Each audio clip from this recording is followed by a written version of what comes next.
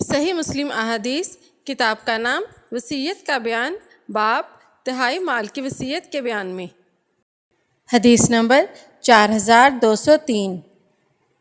حضرت سعد رضی اللہ عنہ سے روایت ہے کہ حجۃ الوداع کے موقع پر رسول اللہ صلی اللہ علیہ وسلم نے میری عیادت ایسے درد میں کی جس میں موت کے قریب ہو گیا تھا۔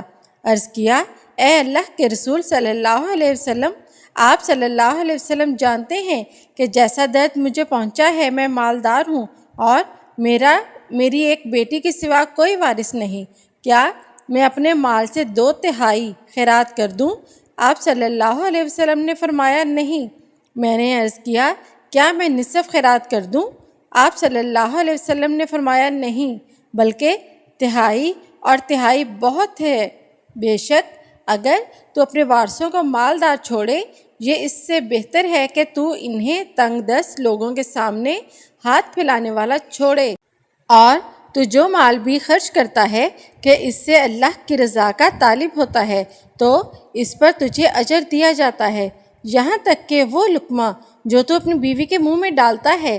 میں نے عرض کیا، اے اللہ کے رسول، کیا میں اپنے ساتھیوں کے بعد پیچھے رہ جاؤں گا؟ آپ صلی اللہ علیہ وسلم نے فرمایا، تو ہرگز پیچھے نہ رہے گا۔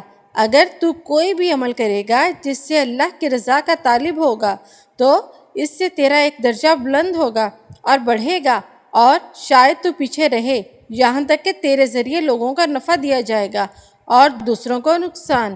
اے اللہ، میرے صحابہ رضی اللہ عنہ کے لیے ان کی ہجرت کو پورا فرما دے اور ان کو اپنی ایڑیوں پر واپس نہ لوٹا، لیکن سعد بن خولہ نقصان اٹھانے والا ہے۔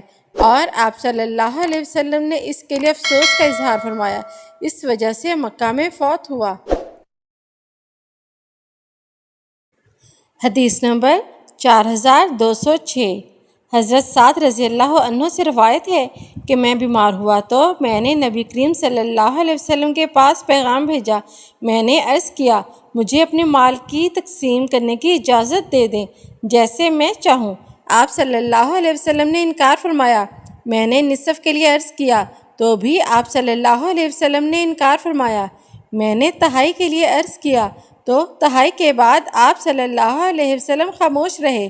کہتے ہیں تو اس کے بعد 1/3 جائز ہو گیا۔ حدیث نمبر 4209۔ حضرت سعد رضی اللہ عنہ کے تینوں بیٹوں نے اپنے باپ سے روایت نقل کی ہے، نبی صلی اللہ علیہ وسلم مکہ میں حضرت سعد رضی اللہ عنہ کے پاس ان کی عیادت کے لیے تشریف لائے تو وہ رونے لگے۔ آپ صلی اللہ علیہ وسلم نے فرمایا، تجھے کس چیز نے رلا دیا؟ تو عرض کیا، میں ڈرتا ہوں کہ میں اس زمین میں مر جاؤں جہاں سے میں نے ہجرت کی۔ جیسا کہ سعد بن خولہ فوت ہو گئے تو نبی کریم صلی اللہ علیہ وسلم نے 3 مرتبہ فرمایا، اے اللہ، سعد کو شفا دے۔ سعد نے عرض کیا، اے اللہ کے رسول صلی اللہ علیہ وسلم، میرے پاس بہت کثیر مال و دولت ہے اور میری وارث میری بیٹی ہے، کیا میں اپنے سارے مال کی وصیت کر دوں؟ آپ صلی اللہ علیہ وسلم نے فرمایا نہیں۔ اس نے عرض کی 2/3 کی؟ آپ صلی اللہ علیہ وسلم نے فرمایا نہیں۔ اس نے عرض کی آدھے مال کی؟ آپ صلی اللہ علیہ وسلم نے فرمایا نہیں۔ اس نے عرض کی 1/3 کی؟ آپ صلی اللہ علیہ وسلم نے فرمایا 1/3 کی، اور 1/3 بہت ہے، اور تیرے اپنے مال سے صدقہ کرنا بھی صدقہ ہے، اور تیرا اہل و عیال پر خرچ کرنا بھی صدقہ ہے، اور یہ کہ تو اپنے اہل و عیال کو خوشحالی میں چھوڑے تو یہ بہتر ہے اس سے کہ تو انہیں اس حال میں چھوڑے کہ وہ لوگوں کے سامنے ہاتھ پھیلاتے ہوں۔ اور آپ صلی اللہ علیہ وسلم نے اپنے ہاتھ سے اشارہ کر کے یہ ارشاد فرمایا۔ حدیث نمبر 4213۔ حضرت ابو ہریرہ رضی اللہ عنہ سے روایت ہے کہ ایک آدمی نے نبی کریم صلی اللہ علیہ وسلم سے عرض کیا کہ میرا باپ فوت ہو گیا ہے اور اس نے مال چھوڑا ہے لیکن وصیت نہیں کی، تو اگر میں اس کی طرف سے صدقہ کروں تو اس کے گناہ معاف کیے جائیں گے؟ آپ صلی اللہ علیہ وسلم نے فرمایا ہاں۔ حدیث نمبر 4214۔ سیدہ عائشہ صدیقہ رضی اللہ عنہ سے روایت ہے کہ ایک آدمی نے نبی کریم صلی اللہ علیہ وسلم سے عرض کیا کہ میری ماں اچانک فوت ہو گئی ہے اور میرا اس کے بارے میں گمان ہے کہ اگر وہ بات کرتی تو صدقہ کرتی، تو اگر میں اس کی طرف سے صدقہ دوں تو مجھے ثواب ملے گا؟ آپ صلی اللہ علیہ وسلم نے فرمایا جی ہاں۔ حدیث نمبر 4217۔ حضرت ابو ہریرہ رضی اللہ عنہ سے روایت ہے کہ رسول اللہ صلی اللہ علیہ وسلم نے فرمایا جب انسان مر جاتا ہے تو 3 اعمال کے علاوہ تمام اعمال منقطع ہو جاتے ہیں، صدقہ جاریہ یا وہ علم جس سے نفع اٹھایا جائے، یا نیک اولاد جو اس کے لیے دعا کرتی رہے۔ حدیث نمبر 4226۔ حضرت سعید بن جبیر رضی اللہ عنہ سے روایت ہے کہ ابن عباس رضی اللہ عنہ نے جمعرات کے دن فرمایا جمعرات کا دن کیا ہے؟ پھر رو دیے یہاں تک کہ آنسوؤں نے کنکریوں کو تر کر دیا۔ میں نے عرض کیا اے ابن عباس رضی اللہ عنہ جمعرات کا دن کیا ہے؟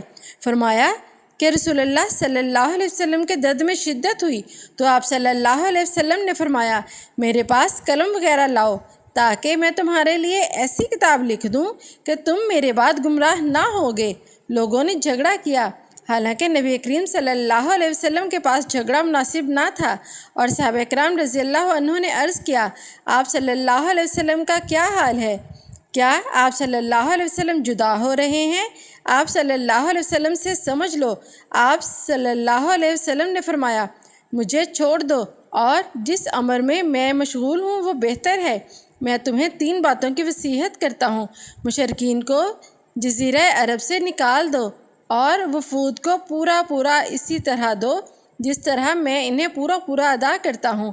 اور ابن عباس رضی اللہ عنہ تیسری بات سے خاموش ہو گئے، یا آپ نے فرمایا لیکن میں اس سے بھول گیا۔